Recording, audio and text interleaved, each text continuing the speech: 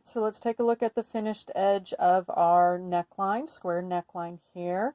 It has been stitched, clipped at your corners, and then the lining has been understitched to help it stay and roll to the inside. Might need to repress this one corner. I see just a little peekaboo of my lining showing through there. Alright, now for this garment, the student has decided that the sleeves are going to kind of be a nice big full flared sleeve. So we'll wind up seeing kind of the underside of the sleeve, and he's chosen not to line it, and that's fine too. But if we were doing a sleeve that would have lining, usually you'd already have your sleeves part of the garment, and as well as the sleeves already inserted into the lining.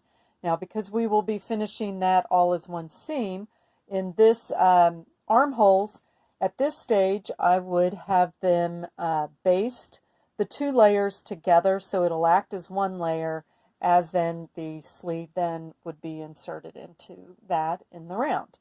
So there is that. And one last thing I'd like to address here is that linings, in this case for the dress, they are usually left to hang open and free, whereas in jackets, you'll see that the lining is usually attached at the skirt.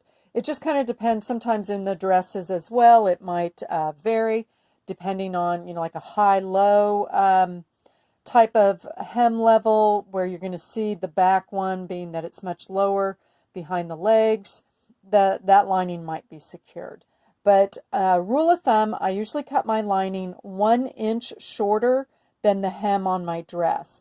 And this hem is a flared hem, meaning it's got a rounded edge, and it would be a prime candidate for more of a narrow hem. That is shown in a different video on how to do the narrow hems on these. But because they're staggered, that will help to ensure that the lining never sags out below the hem and shows while the wearer is wearing it.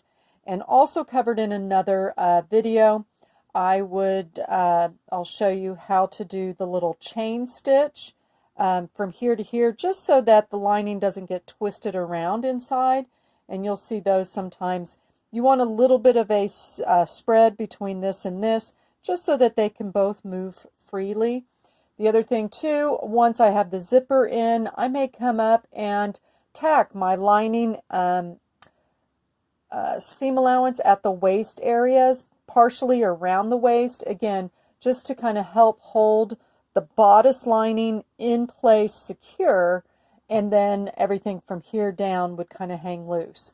But in that, when I fold this back, sorry to wiggle that, and attach this, I would just be basting in my seam allowances. And I won't go all the way to the zipper, usually kind of just past the princess line in the back, or halfway across the back side.